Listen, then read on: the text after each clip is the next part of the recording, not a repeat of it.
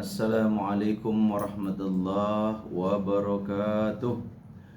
Alhamdulillah, salatu wassalamu ala rasulillah wa ala alihi wa sahbihi wa mawalah wa la hawla wa la quwata illa billah. Rekan dakta yang semoga selalu dirahmati Allah subhanahu wa ta'ala, Dakta Radio bijak berinformasi, cerdas berinteraksi. Alhamdulillah, di tanggal 16 Agustus 2023 bertepatan dengan 29 Muharram 1445 Hijriah. Allah, pertemuan kita dalam program Mutiara Hikmah bersama saya Junaidi Putra. Insya Allah sampai sekitar jam 5 kita akan bahas tentang satu tema yang menarik. Dan tema yang akan kita bahas pada kesempatan kali ini adalah berkaitan dengan apa yang akan kita rayakan besok. Tentunya rekan dakta sekalian sudah mempersiapkan untuk upacara tentang lomba-lomba, baik itu di RT, RW, segala macam, yaitu tentang mengisi kemerdekaan. Nah, pada kesempatan kali ini kita akan bahas tentang mengisi kemerdekaan dengan takwa. Rekan dakta, mungkin rekan dakta ada yang sudah terdaftar sebagai peserta lomba. Mungkin di tempatnya ada lomba yang berkaitan dengan olahraga, entah lomba bulu tangkis, entah lomba catur, entah lomba voli, entah lomba bola, entah olahraga beneran atau olahraga cuma hiburan. Ya, kadang-kadang lomba bola tapi main bolanya pakai sarung. Wah, itu seru tuh. Saya pernah waktu di Kalideres itu olahraga tapi olahraganya cuma hiburan, bukan benar-benar olahraga. Jadi olahraganya main bola tapi yang main semua laki-laki dan pakai sarung. Jadi nggak bisa tuh dikolong-kolongin itu, ya. Dan itu menarik, luar biasa. Atau lomba yang berkaitan dengan khas 17-an, baik itu lomba buat anak kecilnya atau lomba untuk yang orang dewasanya. Nah, coba kita review ingatan kita sedikit. Lomba yang berkaitan dengan 17-an yang berkaitan dengan anak kecil, biasa lomba apa tuh? Mindahin bendera, ya,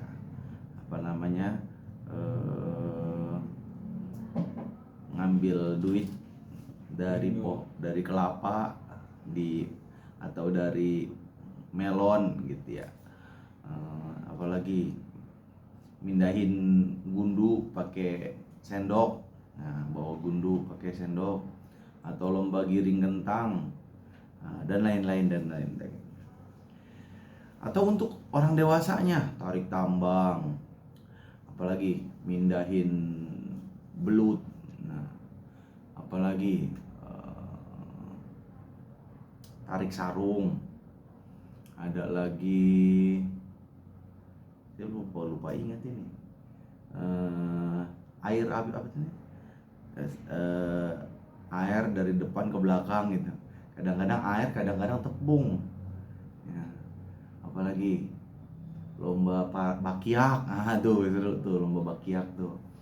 Lomba joget balon ada 17-an tuh. Lomba apalagi yang paling khas apa? Yang paling khas tentu adalah panjat pinang. Kayaknya kalau 17-an belum ada panjat pinang kayaknya kurang seru, kayaknya kurang apa gitu ya. Khas banget itu panjat pinang itu. Cuma nggak semua daerah bisa itu, karena pertama nyari pinangnya lumayan susah, kalaupun ada juga biayanya mahal.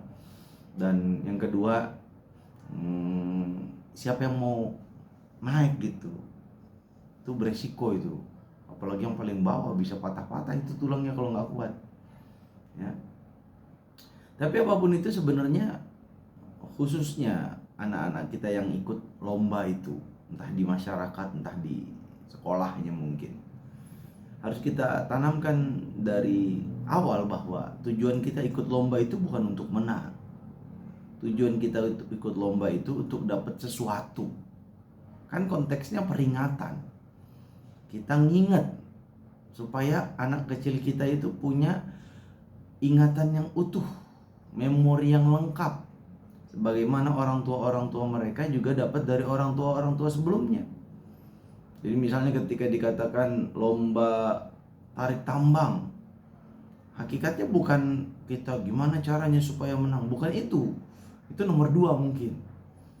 Tapi gimana memaknai tarik tambang itu, ya, bahwa kita harus melakukan yang terbaik yang kita bisa. Itulah yang dilakukan oleh para pendahulu kita, para pahlawan yang telah gugur mendahului kita. Lomba apa lagi? Lomba yang masukin sarung dari depan ke belakang, tapi tangannya nggak boleh dilepas, harus pegangan dari awal sampai ujung. Itu belajar apa? Belajar kekompakan. Sama para pendahulu kita juga berjuang kompak, ya. Ada yang di bagian terdepan, garda terdepan, ada yang bagian diplomasi, dan seterusnya. Jadi setiap lomba yang diikuti oleh anak kita, ketika mereka di sekolah dapat capeknya, nah di rumah dapat filosofinya, kita jelaskan gitu ya, tentang perjuangan sejarah. Kadang itu yang lebih ngena ke anak-anak itu daripada pelajaran sejarah yang dijelasin oleh guru sejarah, ya. Pengalaman saya pribadi itu kalau diceritain sama orang tua itu entah kenapa beda gitu dibanding diceritain sama guru di sekolah, ya. Nah, sekarang kita masuk ke bagian yang serius. Para pahlawan kita, founding father. Kenapa disebut founding father? Karena laki-laki. Saya rasa yang membangun negara ini bukan cuma laki-laki, ya, perempuan juga. Bahkan kita bangga sebagai orang Indonesia. Kenapa? Karena Indonesia adalah negara pertama di dunia, khususnya dunia Islam, umumnya dunia secara umum, yang mempunyai pendidikan Islam untuk perempuan pertama. Bahkan kita lebih awal daripada Al-Azhar University. Al-Azhar yang katanya udah berusia ratusan tahun, bahkan ribuan tahun itu, bahkan sampai umat Islam di Indonesia punya lembaga pendidikan khusus untuk muslimah, mereka belum punya. Sampai Syekhul Al-Azhar datang ke daerah Sumatera, khususnya Sumatera Barat, ke kampung saya, ketemu tuh seorang perempuan. Mohon maaf saya lupa namanya siapa, kita cek bareng-bareng di Google. Ketemu tuh seorang perempuan muslimah, ulama, daiyah dari Sumatera Barat, dari Minang. Lalu akhirnya Syekh Al-Azhar ini membuka, terinspirasi dari perempuan itu, bikinlah kelas untuk muslimah. Jadi kita bangga sebagai umat Islam khususnya di Indonesia, karena kita sebagai pelopor pendidikan Islam untuk muslimah, untuk perempuan Islam. Dan satu hal yang tidak bisa dilupakan oleh para ulama kita, pada founding father, founding mother, founding parent. Biar adil founding parent aja kali ya. Cuma memang kalau yang di meja-meja diplomasi itu rata-rata laki-laki. Saya belum pernah nemu perempuan. Ada nggak nama perempuan? Ya. Maramis itu laki-laki kalau nggak salah deh. Dari orang Kristen. Jadi para pendiri bangsa kita ketika merumuskan dasar negara, pembukaan. Saya waktu SMA paling senang tuh baca tuh pembukaan. Kayaknya keren aja. Undang-Undang Dasar Negara Republik Indonesia tahun 1945, pembukaan, sampai seterusnya. Nah, di alinea ketiga, para ulama kita, founding father Indonesia, mengakui dengan sangat tegas bahwa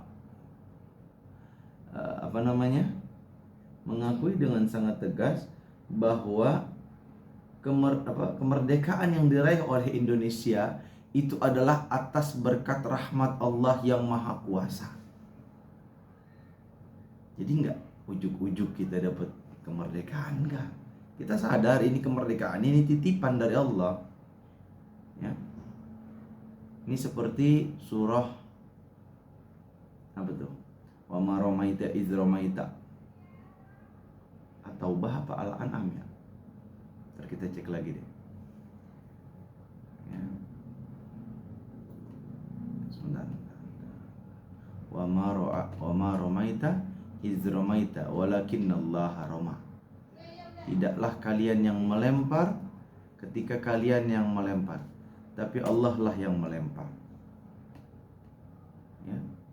Jadi kita ketika mengetahui bahwa pada hakikatnya yang memenangkan kita, yang memberikan kemerdekaan kepada kita adalah Allah Subhanahu wa taala,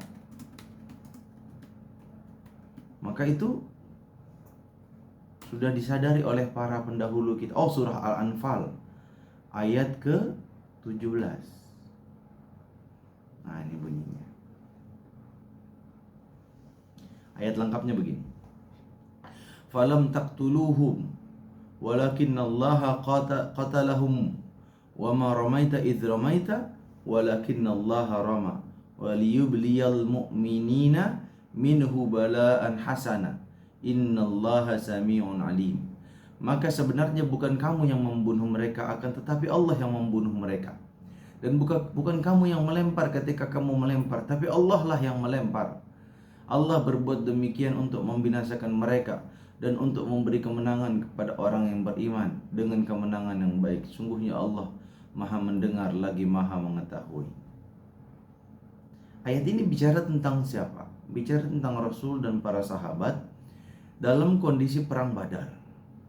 Jadi dalam kondisi perang Badar, Allah Subhanahu wa taala menakdirkan kaum muslimin yang saat itu belum siap berperang dan belum punya pengalaman untuk berperang ketemu dengan pasukan kaum kafir Quraisy yang jumlahnya 3 kali lipat jumlah mereka. Kaum muslimin itu 313. Itu semuanya jalan kaki. Yang pakai kuda satu atau cuma 2 orang kalau seingat saya itu. 1 atau 2 gitu. Enggak lebih dari 2. Yang setiap orang yang jalan kaki itu enggak punya persenjataan lengkap kayak orang mau perang, enggak. Mereka kayak orang jalan biasa. Kayak kafilah dagang jalan. Mereka semua masing-masing bawa pedang. Ya kayak begitu dah. Ngadepin 1000 orang bersenjata lengkap.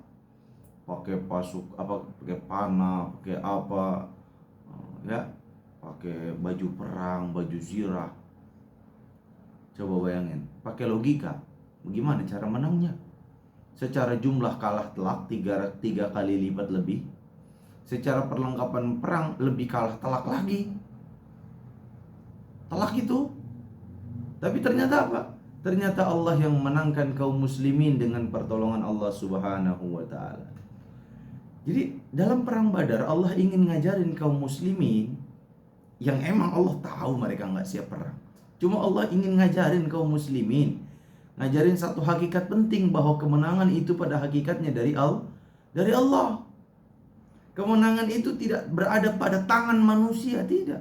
Kita diwajibkan oleh Allah berusaha dengan usaha semaksimal mungkin. Ittaqullaha mastata'tum. Kita diperintahkan berusaha sebatas maksimal kemampuan kita. Tapi kemenangan itu dari siapa? Kemenangan itu dari Allah Subhanahu wa taala. Itulah sebabnya dulu, masih ingat di Jakarta, ya, penista agama, ya, semua punya 9 naga turun, semuanya. Birokrasi apa segala macam dikerjain. Mantap semuanya. Ya. Tapi apa yang terjadi? Ketika Allah menakdirkannya kalah. Padahal pasangan yang tadinya menang, yang akhirnya menang, itu dulunya disurvei cuma 15%, 17%. Sedikit, kecil. Tapi ternyata apa? Dengan pertolongan Allah menangkan. Artinya apa? Kemenangan itu ada di tangan Allah. Sekarang roman-romannya mirip-mirip lagi nih. Ya. yang kecil-kecil itu. Nah, Allah ngajarin kita satu hakikat. Bukan kalian yang bunuh ketika kalian bunuh. Bukan kalian yang lempar saat kalian lempar. Ini kalau kita nggak pakai logika, kalau nggak mau mikir maksudnya, nggak paham ini ayat. Ya. Bukan kalian yang lempar ketika kalian lempar. Loh, kan ketika kalian lempar, berarti kaliannya itu kan melempar. Tapi kok dibilang bukan kalian yang lempar? Nah, dijelaskan oleh para ulama dengan bahasa yang lebih sederhana. Wa ma ramaita fi'lan iz ramaita kasban walakinnallaha ramaita haqiqatan. Nah, gitu. Penjelasan para ulama begitu. Bukanlah kalian yang melempar secara fi'il, secara pekerjaan. Ketika kalian melempar kasban secara kasab, secara usaha. Kita manusia punya kasab, punya usaha. Tapi hakikatnya yang menyebabkan kasab kita itu nyampe, berhasil, bukan kita, tapi apa? Allah. Walakinnallaha rama haqiqatan. Nah, itu penafsiran para ulama. Tapi Allah yang melempar pada hakikatnya. Kalau Allah yang melempar pasti kena, apa mungkin meleset? Pasti kena. Sama seperti ketika Allah menghancurkan menghancurkan tentara Ababil, tentara Abraha. Allah hancurkan lewat tangan apa? Bukan lewat manusia. Manusianya pada ngungsi, nggak ada yang berjuang di situ. Nggak ada yang berjuang di situ. Manusianya pada ngungsi, takut semuanya sama Raja Abraha. Pasukannya pakai gajah. Tapi Allah apa? Allah utus burung ababil. Namanya bukan ababil. Disebut ababil karena burung itu membawa batu-batu dari neraka. Ya, yang oleh sebagian ulama ditafsirkan batu-batu itu masing-masing udah punya nama. Setiap burung bawa 3 batu. 1 di paruhnya, 2 di kakinya, dicapit, di sayap, di cakarnya.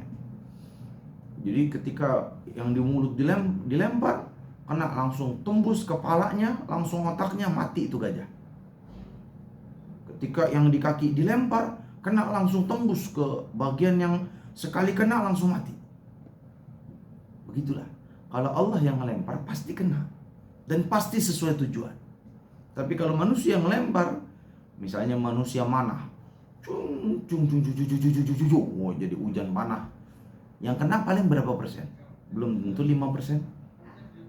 Ya, mayoritasnya kemana-mana itu anak panah. Coba aja lihat film perang. Yang ngaco sama yang kena sasaran berapa banding berapa? 1:50 juga belum tentu itu. Bisa jadi 49 kalinya ngaco, 1-nya baru benar kena orang. Tapi mayoritasnya enggak. Tapi ketika Allah yang melempar, pasti. Jadi ini menginspirasi kaum muslimin. Oh, ternyata kita menang bukan karena kehebatan kita, tapi karena pertolongan Allah. Ini yang hampir hilang saat perang Hunain. Saat perang Hunain banyak orang yang baru masuk Islam. Biasa, orang baru masuk Islam, laganya tengil. Karena mereka selama ini ngelihat umat Islam setiap perang pasti menang, mereka nggak ngerti hakikatnya. Yang bikin pasti menang itu Allah. Ketika mereka akhirnya bersandar pada kemampuan mereka sendiri, kepada ikhtiar mereka sendiri, tawakalnya bukan Allah, tawakalnya ada kepada diri mereka sendiri jadinya. Makanya ketika perang Hunain ada sahabat yang bilang, oh kita pasti menang, langsung diuji sama Allah tuh. Di awal perang Hunain kan dikasih kalah duluan. Hampir-hampir Nabi itu terbunuh di perang Hunain itu. Gimana kagak orang, entah ini jumlahnya banyak, 10.000 kalau saya nggak salah. 10.000. Perang Tabuk 30.000. Di perang Hunain jumlah kaum muslimin 10.000. Bayangin, jumlah 10.000, mayoritasnya kabur.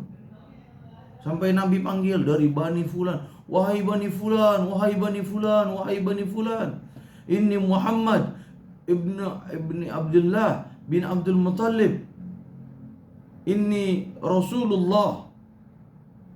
Panggil tuh suatu, wahai kabilah fulan, wahai kabilah fulan, sungguhnya aku adalah Muhammad, anaknya Abdullah, anaknya Abdul Muttalib, dan aku adalah Rasulullah, dan aku tidak akan bohong. Lalu mereka balik lagi dan keadaan berbalik. Tapi kan diuji dulu tuh sama Allah, dihukum. Dihukum apa? Karena tawakalnya salah. Nah, makanya para ulama kita menulis di alinea ketiga, atas berkat rahmat Allah yang Maha Kuasa, dan dengan didorongkan oleh keinginan luhur. Baru tuh yang paling pertama apa? Atas berkat rahmat Allah. Saya pernah sosial eksperimen. Saya nanya, acak, siapa di antara kalian yang bisa nyebut nama Tuhan kalian dengan benar? Semua nyebut Allah, Allah. Saya bilang salah. Allah.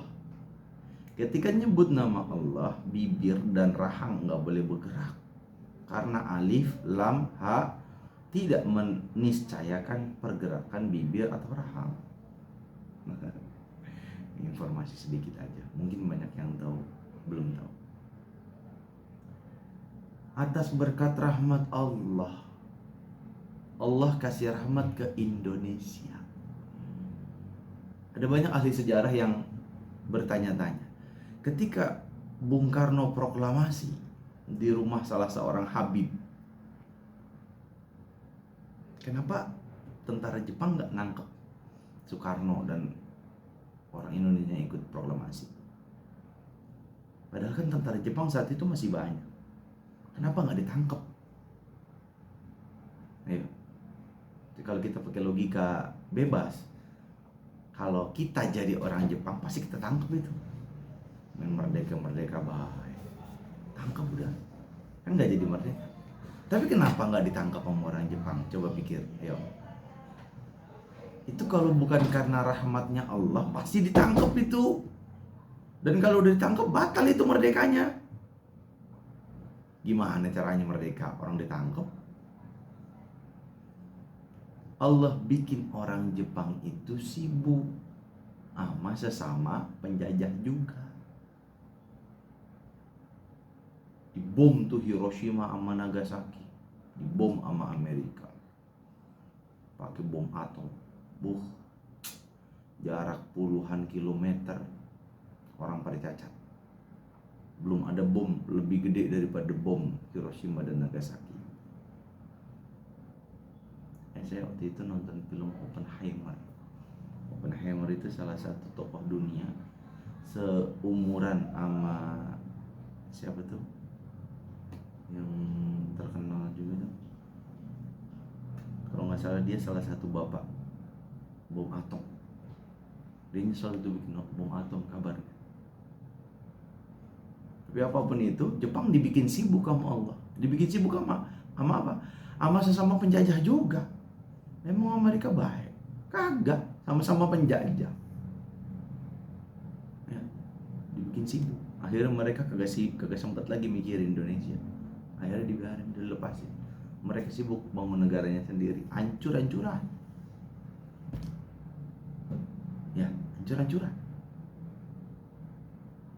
Dan cerita yang sering diceritakan kepada saya oleh guru-guru saya waktu SD, SMP khususnya, ingat banget saya. Guru saya bilang, ketika bom atom di Hiroshima dan Nagasaki itu jatuh, meledak, hancur semuanya. Bahkan saya pernah dengar kabar kalau orang kena bom atom itu nggak sempat ngerasain sakit, karena ledakan bom atom lebih cepat daripada saraf kita merespon menyampaikan rasa sakit itu ke otak. Jadi belum sempat kita ngerasain sakit, udah mati duluan.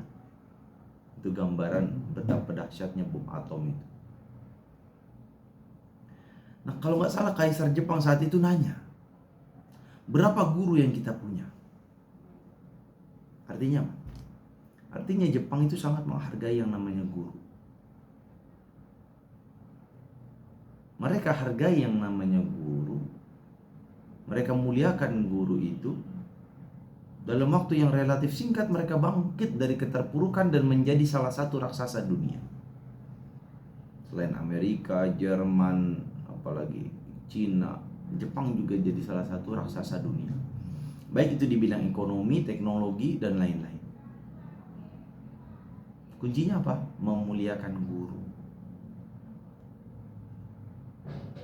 Pertanyaan kita, udah 78 tahun Indonesia merdeka. Kenapa kita belum sampai tahap menjadi negara maju? Kok negara berkembang mulu disebutnya? Negara berkembang itu adalah denotatif. Denotatif atau bahasa halus dari negara miskin. Ya, bahasa halus. Intinya miskin lah, bukan kaya. Kenapa kita nggak jadi negara kaya? Kenapa? Kalau menurut analisa saya ya, karena kita tidak memuliakan profesi yang namanya guru. Sampai kapanpun Indonesia nggak akan pernah maju selama gurunya tidak dimuliakan. Kita berharap Indonesia berakhlak mulia, muridnya, orangnya pinter-pinter. Tapi gaji guru miris. Gak usah ngomongin pangkat dah. Gaji guru mau honorer kayak mau PNS, pokoknya selama itu guru dan gak dimuliakan. Kalau yang dimuliakan cuma PNS-nya doang. Kadang kabarnya PNS juga ngejerit. Sampai detik ini nih PNS di Bekasi teman-teman saya belum gajian, dirapel. Entah 2 bulan, entah 3 bulan ke depan katanya. Lagi sibuk nyari pinjaman itu guru-guru PNS yang P3K. Nggak semua, yang tertentu. Saya nggak ngerti yang angkatan keberapa. Ya, guru. Sering saya bilang, untuk jadi office boy aja bisa jadi dapat UMR loh. Padahal office boy cuma lulusan SMA. Guru ada yang S1 minimal, ada yang S2. Gajinya seikhlasnya ya Pak, seikhlasnya ya Bu. Dikata orang bisa hidup makan ikhlas kali ya Pak. Iya sih, emang semuanya harus ikhlas, tapi bukan berarti ikhlas harus terima dimiskinkan. Nah kalau gaji guru honor cuma 300.000, taruhlah dia ngajar 2 sekolah 600.000, gimana cara hidupnya? Lalu berharap Indonesia bakalan maju kalau gurunya buat ngidupin sehari-hari masih pusing. Ya, gak bakalan maju Indonesia selama gurunya tidak dimuliakan.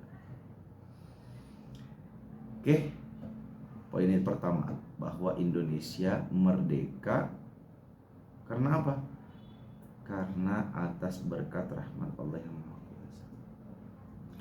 Itulah sebabnya. Nah ini saya tambahin poin pertama nih. Saya ada 3 poin. Poin pertama ya masih. Itulah sebabnya Indonesia ketika merdeka tidak menggunakan bahasa penjajah sebagai bahasa resmi, baik itu bahasa pertama ataupun bahasa kedua. Cek dari Sabang sampai Merauke, ada nggak? Negara mana sih yang pernah ngejajah kita? Portugis, Spanyol, Perancis, Jepang, Belanda. Ada 7 kalau nggak salah. Perancis, Inggris, 7. Dari 7 negara ini, bahasa mana yang pernah digunakan? Jangankan bahasa nasional, bahasa provinsi juga nggak ada. Jangankan bahasa provinsi, bahasa kabupaten atau kota juga nggak ada. Kota mana di Indonesia yang menggunakan bahasa 7 itu sebagai bahasa resmi? Nggak ada. Ini beda kasusnya dengan negara-negara lain yang pernah dijajah. Kalau negara lain yang pernah dijajah, maka bahasa negara penjajahnya akan menjadi bahasa resmi di negara yang dijajah itu, minimal bahasa kedua. Nah, ini poin pertama, bahwa Indonesia merdeka atas berkat rahmat Allah yang Maha Kuasa.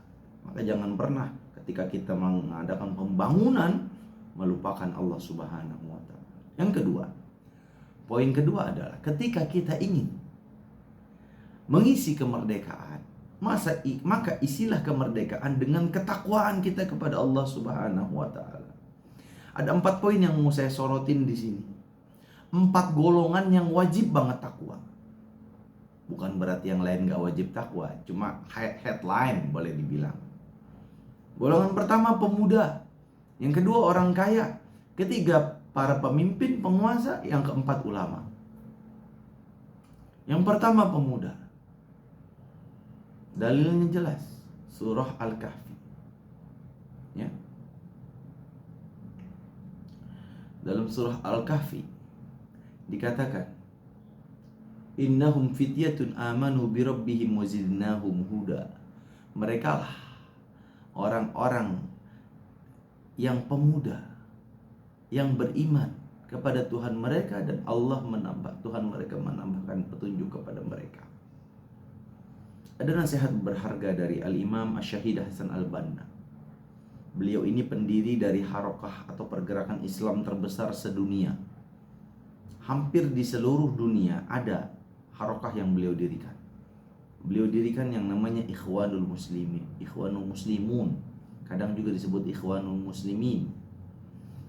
Hampir di setiap negara ada, walaupun namanya beda-beda.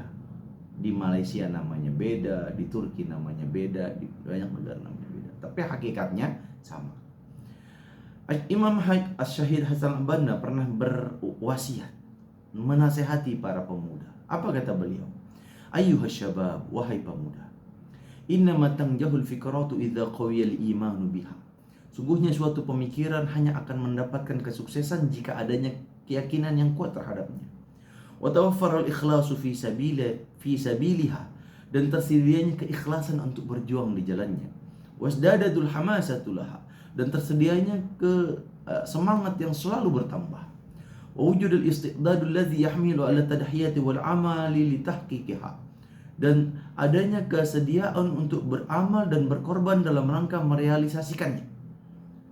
Wa takadu takunu hazihi al-arkanul arba'ah, dan keempat hal ini tidak ada, yaitu al-iman, keyakinan, al-ikhlas, keikhlasan, wal hamasah, semangat, wal amal, dan amal, illa li syabab, kecuali pada diri seorang pemuda. Lianna asas al-iman al-qalbun zaki, karena asas dari keimanan adalah hati yang bersih. Wal asas al-ikhlas al-fuadun naqi, dan asas dari keikhlasan adalah jiwa yang jernih. Wal asas al-hamasah asy'urun qawi, dan asas dari semangat adalah perasaan yang selalu bertambah, yang perasaan yang kokoh. Wal asas al-amal al-azmun fati, dan asas dari amal adalah tekad yang kokoh. Jadi wa hazihi kulluha, dan keempat hal ini la takuna illa lisyabab, tidak ada kecuali pada diri seorang pemuda. Wa minhunna, dan oleh karena itu, kana syababan qadiman aw haditsan, pemuda dari zaman dulu sampai zaman sekarang, fi kulli ummatin imadun nahdatiha, selalu menjadi tonggak kebangkitan dalam setiap perubahan. Wa fi kulli nahdatin sirra quwwatiha, dan bagi setiap kebangkitan para pemuda yang selalu menjadi rahasia kekuatannya. Wa fi kulli fikratin hamilu rayatiha, dan para pemuda selalu menjadi pengibar panji kemenangan di setiap pemikiran. Ya, jadi pemuda harus bertakwa kepada Allah Subhanahu wa taala. Bukan berarti orang tuanya nggak perlu bertakwa, ya semua tetap perlu bertakwa. Tapi dibandingkan orang tua, anak muda jumlahnya lebih banyak.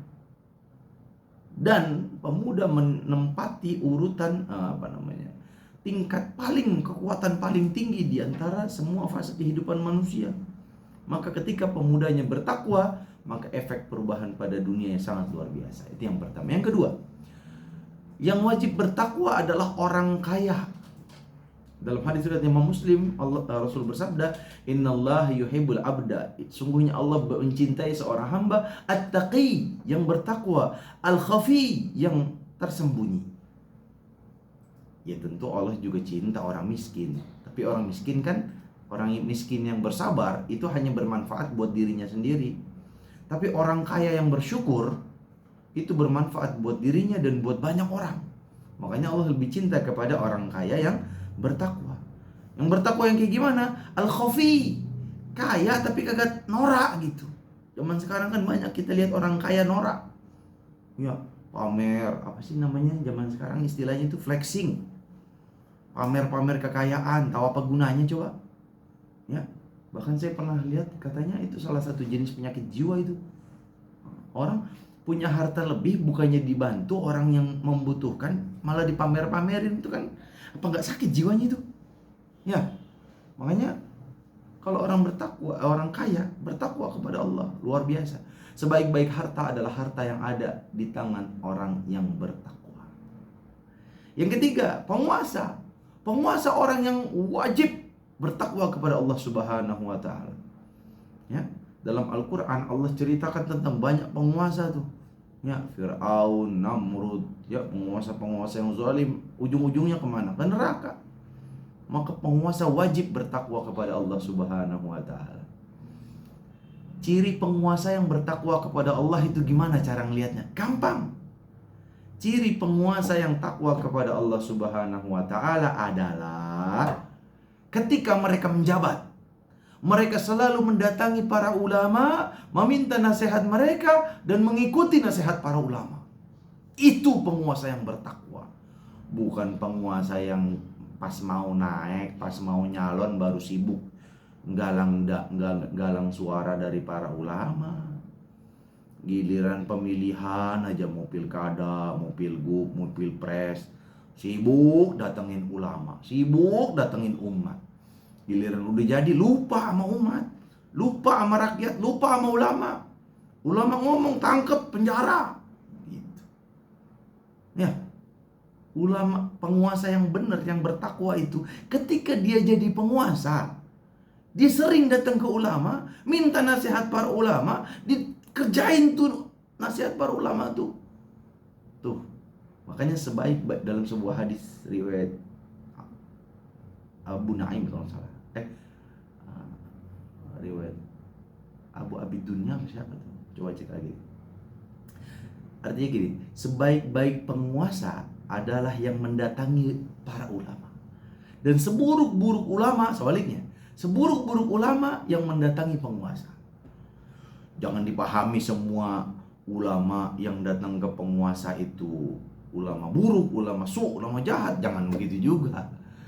Maksudnya ulama yang sering datang ke penguasa yang tujuannya untuk jadi penjilat, itu yang nggak boleh. Dulu galaknya setengah mati, kata Jainun MJ masih waktu masih hidup almarhum. Giliran belum dapat apa-apa dari penguasa ngomong haramnya kencang banget, haram. Giliran udah dapat apa-apa dari penguasa, haramnya L yang berubah jadi halam, halal.